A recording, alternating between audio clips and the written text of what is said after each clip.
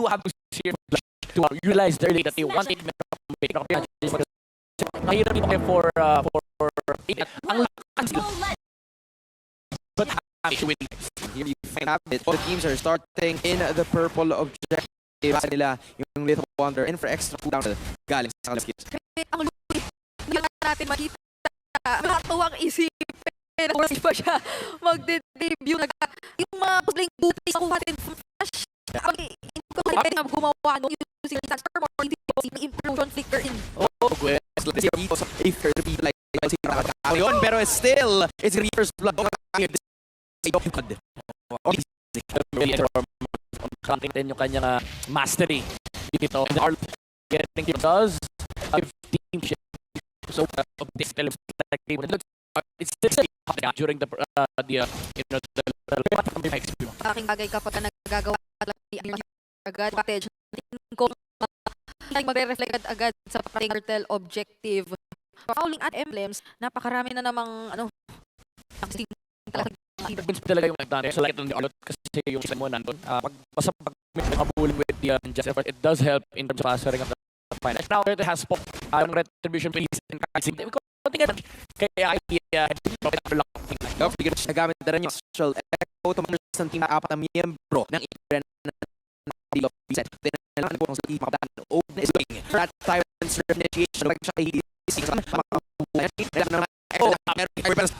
gonna be the one second for his laner, but even so you solid chosen para makapala na yun. Just for the second star shot again, master effects come out from AP Ben or Steve yung kanilang special protective team flash natin yung lead natin ni Adamir. Kahit anong siguro sabihin natin nakagay na lang ni Jay talaga mapapali parang ng combo actually kung wala yung kill at that moment parang ano rin tansyado pa rin yun ng kahit paano kasi makukuha naman nila i-change that yung turtle para sa laban. Actually free to roam around the map as long as hinihintay nila mag-scale itong super so hindi sila masyadong nagpapalalos and in fact si Lotis nagkuha ng iba ng mga flash Max from the Flash can take care of self and ang kailangan na mag-waiting kuha ng items and skill bago nga. Kasi parang magawa rito ng mga version based kasi LOL iikita si Super Marco man siya sa mga nagbagal kapag kulang-kulang yung masyon para napaka-crucial gawin sa team opposition kasi ang Team Flash. Yeah. And kailangan isipin nila usually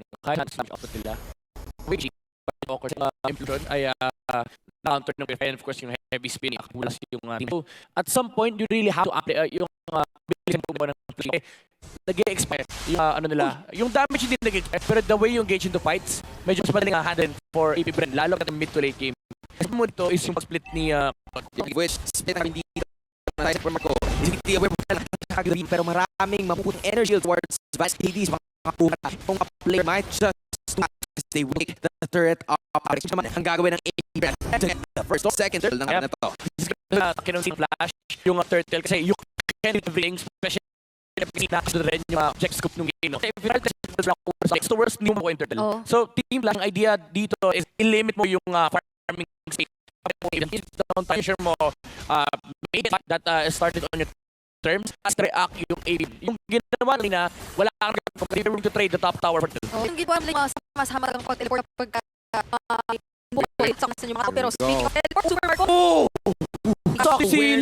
para pag BMI para nagasaling sila gagawin silang aabutan but flap easy time trying save the lane isa na mag-take down time CD sa nakakuha niyan 2-0 for Tarvir mag-objective ulit tong CD sa bottom literal na ang kailangan ng Team Flash ngayon ay hindi behind dahil naiwasan yung heavy ang lupit nun Amir tawan sabi ito automatically an invincible at some point nakita na this is like super papan ng Flash wala sila yung ginagawa na para sa moves they're not forced and granting nila yung mga win nila yung mga alim sila nalo sila yung makakuha parang so far yung pinaka nagagamit talaga dito kay Jay yung teleport siya yung nagdadala sa kampi niya pabalik hindi siya sumasama parang okay dito ka i-deliver kita dito, ganyan. Pero hindi naman nila necessarily hinahanap o nililipatan yung mga brushes Kyle, para umanap Kyle. ng laban. Here we go, Vanix. Lolsi, namataan na. Itong si Kyle TZ, binigyan din ng Bennett Strange. Pero si Oh, Vanix, Vanix! malalagay sa alanganin. Nabaliktad pa yung sitwasyon. The Raging Sandstorm is not gonna be enough just yet. Vanix is gonna go down. Pero si Flap TZ rin. Hades nakabalibot kay Kyle TZ and Ogwen and Few. Nakabalibot na naman dito sa Turtle Pit. Hindi pa masyadong nagagalusan. But all of that worked out para sa AP Bren dahil nakuha nila ang gold laner ng Team Flash. Wow. Kyle TZ also with the presence of mind, pagkagamit niya ng heavy spin, sabi niya, boss, may pader na katabi yung Beatrix, oh. Oo. Dito na rin eh. And after nun, sabi ng AP Bren, oh nga no. And Vanix, napasama pa yung TP, yung attempt. Dito nila kay Kyle TZ, hindi rin enough in damage. Oh! Look at the combination coming in from Super Marco and Ogwen. Jay still alive. Nakakalahati pero with an extra shield. Actually saves him and Super Marco goes down. So now, AP Bren -1 para sa laban na to. Pero still, lumalaban pa rin ng Team Flash with the 2.2k gold lead and they want to go for it the same way. Final slash nagamit na rin. Hades, implosion doon sa tatlo. And a There goes the combination combo. from the Luyi as Hades tends to get the turtle and more. Tatlo, apat ang magsak sa side ng Team Flash at habang nangyayari lahat ng yan, andun si Vanix sa taas. Grabe, kahit napatumba si Vanix, sabi niya, okay lang, babawian ko yung kupunan natin, kukuha tayo ng mga tore.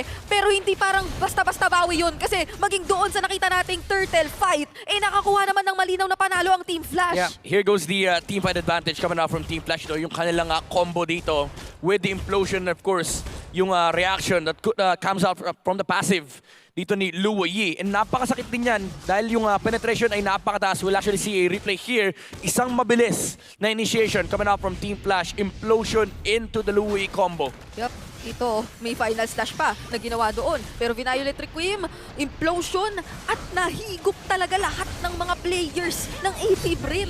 Literal na vacuum ng Team Flash yung AP Bren sa pagkakataon na yun. So even with all of that being said, AP Bren man ang nawala doon sa Turtle. It's still a major win para sa side ng Team Flash kasi hindi sila makakapag-farm ng basta-basta. And yung sinasabi nating macro dito ng AP Bren, no, malilimitahan talaga kasi yung space ng mapa, especially with the Luo Yi, ay mahihirapan ng AP Bren. Yung split, yes, kaya pa rin naman yung ng Claudian, pero yung ibang heroes ng AP Bren, abot sila ng Team Flash. So when it comes to initiating team fights, as long as dedicated and committed ang Team Flash dito, makakahanap sila ng advantage. Literal na kanina pa sama-sama ang Team Flash. Sa totoo lang.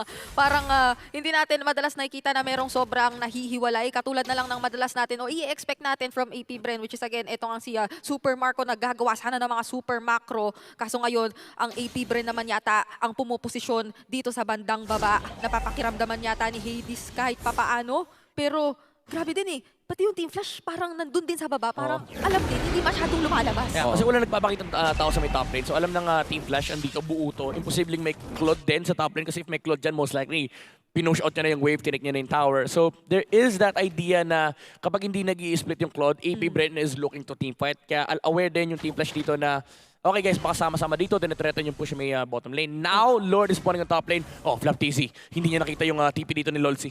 Flap is having a hard time and trying to find better ways for them. Si Lolsi yata hindi pa mamataan ni Kyle. Pero ayan na, na-determine na kung saan ba nagmulain. Wala rin yung diversion tactic. Medyo masakit din yung nadatnan nitong si Vanix na kalahati ang kanyang buhay. He has to go to the jungle creep para mabalik yung kanyang buhay. And at the same time, andito yung Lord na reset ng dalawang teams. Wala pang teleport ulit ngayon etong si Jay. So medyo alam yun ng AP Bren. At si Owen dito, makikita si Hades! Nakayakap na naman dito kay Hades pero Bennett Strays binitawan na rin pero nalapag na naman yung Raging Sandstorm at Kyle TZ mawawala yun. Flap TZ goes down next without a retribution and a setup. This is looking like more Diversion. side ng Team Flash pero Jay once more hinanap niya si Few unleashing the diversion and the extra rolls too pero the stats don't matter dahil nakuha naman ng Team Flash yung Lord ng laban na to. Adamir, man, with that Raging Sandstorm, nakita natin ng previous series kung paano i-utilize yung counter set capabilities ng isang Khalid and we're seeing the same thing. AP Bren, hirap silang labanan yung teamfight comp ng Team Flash and again, you ask the question, saan nanggagaling yung damage ng AP Bren? Ang sakit pala nung mga combo nilang pinagsama-sama.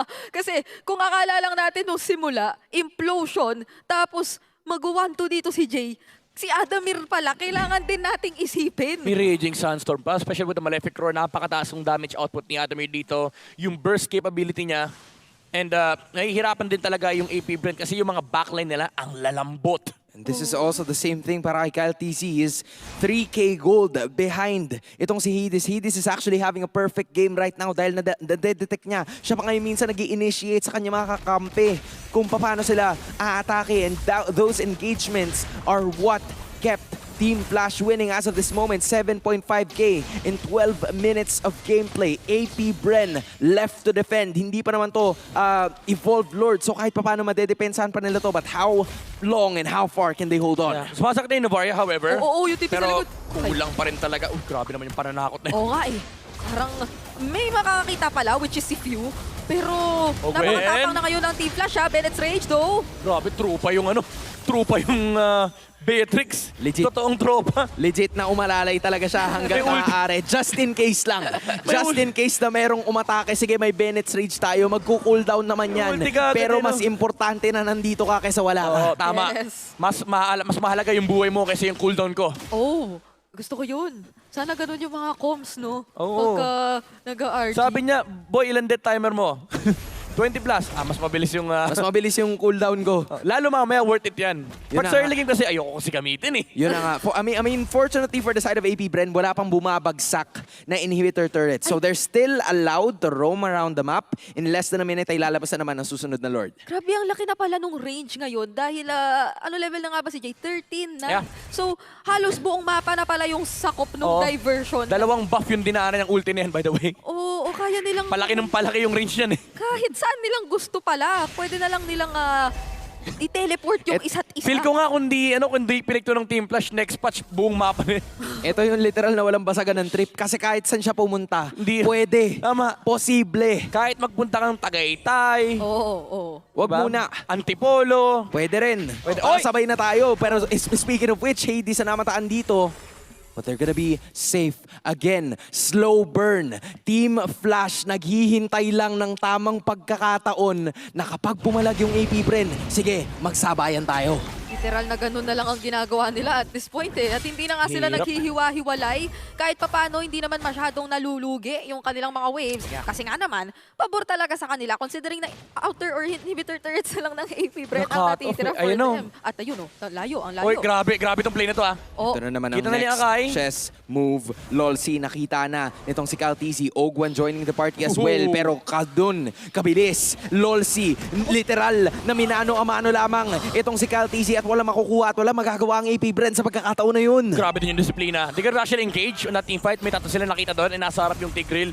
Pero sabi ng Flash, hindi. Gagamitin natin yung Flicker Implosion doon sa Lord. And AP Bren, again, they got cut off with their macro perspective here because of the existence nung Louis. Kumbaga kahit saan magpunta yung Claude Maestrat kasi na pwedeng puntahan siya nung Louis. And ang kaganda sa ginagawa ni Jay, uno sa lahat hindi siya nagpapakita. And minsan nga hindi siya sumasama sa diversion. oo. Talagang ginagamit niya lang Ayan, no, ganyan kalaki. Ganyan na kalaki yung sakop nung Kita sa diversion. minimap. Pwede na nilang dalhin sa base ng Kalahati kalaban. na eh.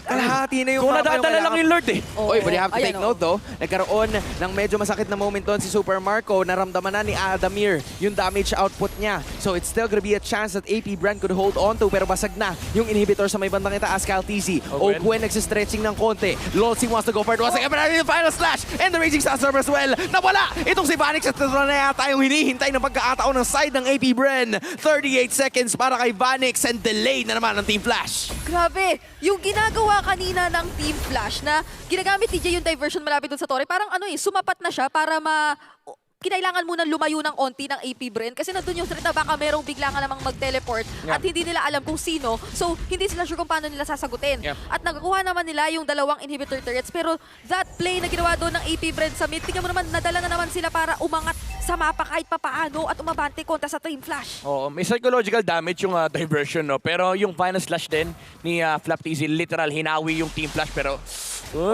Ay, ayun. My goodness! Super macro at its finest. Super macro! Yung literal na nakakaaning na diversion.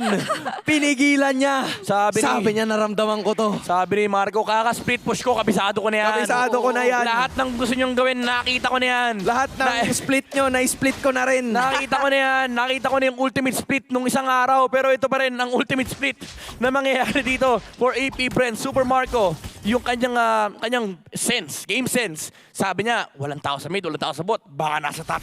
The Super Sense is working for Super Marco and AP Bren, pero hindi natin pwedeng ikaila na 7K pa ang hinahabol ng kupunan ng AP Bren because Team Flash is in Explosion! control. Now this time nahanap nila si Ogwen at ituturak nila pabalik. Nagamit yung Raging Sandstorm. Wala ng ultimate sa iba sa mga members ng Team Flash. This is They it! wanna go for it. Nibiru Smasher nagamit na rin. Lolsi medyo nangangalahati yung buhay pero buhay pa. Nagamitan din nung Star Shutter pero buhay ang iba sa mga members. Lahat ng mga members ng Team Flash pero wala silang ultimates. This might be the opportunity para bumasag ng Torre. Oh, alam mong makunat. Ayan! Kapatid, pero Adamir may ipinagay Hades! dito. Sa likuran! Gumamit na naman ng combination si Hades and si Jay. Ogwen buhay pa rin pero at least nakabutas tayo ng Diversion, Torre. diversion, Ogwen na diversion! naman. Nakabuhay pa rin. Jay Oy, is teka. right at the back but he's all alone and Jay has nowhere to go but solo and use a Winter's Truncheon. Dalawa ang wala sa side ng Team Flash. AP Bren with another counter attack. Mali siya ng bato ng combo. Yung isa tumama kay Kyle, yung isa kay Flap. Naghati sila. Oo, hindi tumama. Alam mong ginawa niya na yun kasi gusto lang nila i-finish off yung kill pero sobrang nagkaroon ng lituhan kahit papaano. Kaya naman AP Bren ngayon ang nakaarangkada at medyo sinisimulan na yung Lord dito sa baba. Humahabol pa lang naman ang mga members ng Team Flash pero naiispatan na Aray sila. ko, Marco. Pumapasok na dito yung pwedeng gawin ng isang Novarian ni Kapitan. Grabe, after 11 kills, pinatay ng AP Bren sa split yung Team Flash. After 11 kills. And ang ganda ng attempt kanina sana, yung implosion doon kay Ogwen. Hinatak pabalik, kaso clinicker out lang eh. Naumay ang AP Bren sa kakasplit ng Flash. Alam nila na paulit-ulit. Okay, sige, ilaban natin ng konti. So now, yung 7K na lamang ng Team Flash ay binaba. Discount ang AP Bren to just 1.3K, getting the momentum that they need. Grabe, after 11 doon nagsimula yung split ng AP Bren. Hindi na tinantanan. And yung threat ni Jay dito medyo limited na rin. Pero masakit pa rin yung combo ah. Yung Yep. special migration na nanggaling kay Hades kanina, nung tinamaan yung dalawa, isang combo lang mula kay Jay na wala yung HP nung AP Bren. So kailangan pa rin nila mag-ingat. Pero that is also true with Team Flash. They have to hit these spells. Yep. Now, kuha na ng AP Bren yung momentum na bura yung 7K na gold lead nila. Kinakailangan nating panoorin kung paano nga ba ito sasagutin at dedepensahan ng Team Flash. May ipapadala ba sila sa likod o talagang dito muna silang lahat? Tamang depensa muna dahil meron pang Lord na nagmamarcha doon May sa mga flicker, itaas. may mga flicker. Astral Echo ginamit na rin pero meron pa nga mga Wanix. flicker. Kaya naman doble ingat ang mga crucial members ngayon ng Team Flash. Ogwen? And Super Marco, syempre, Torre talaga ang uunahin muna. And Team Flash gusto munang i-clear etong Lord dahil malaki-laki rin itong problema. Oh, grabe. Disiplina na for AP Bren. Alam nila, lamang na sila, control na nila yung late game. They don't have to mess up. Wait for the next Lord. Gamitin nila yung Filipino Lord Dance 101. Yep. And Team Flash dito, ipit na sila when it comes to their resource control kasi nasa base lang ang Team Flash. Concealer na gamit na rin. Ogwen! Si Ogwen na tumatalo na naman. Raging Sandstorm ay Adamir! walang tinamaan. So it is gonna be a few resources na wala sa side ng Team Flash and Flap! Once again with the final slash, samahan mo pa ng heavy spin. Make it 1, 2, na nawala yung immortality dito. Adamir! Pero si Adamir sa padalikuran. And that Khalid is nowhere to be found anymore. Papaanong biglaan nating makikita na si Jay at si Adamir? Well, si Jay, yung final slash din talaga eh. Pero Adamir parang sinubukan niya kahit Oh, papaano 30 na seconds. bumili ng oras kaso hindi na rin niya kinaya. Ogwen! Very stage to clear. Ogwen, wala mo nang tatamaan. Pero AP Bren, gusto lang talaga nila yung Torre. Ilalatag Final na slash! talaga nila. Final slash na naman para kay Hades. Kagamit siya ng Requiem. Pero hindi na yata magiging effective yun. Nag-Winter Slash na naman. Pero wala na talaga.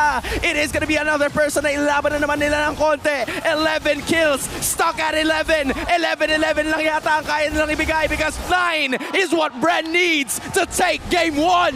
Hanggang 11 lang! Hanggang 11 lang talaga! Hindi ako makapaniwala.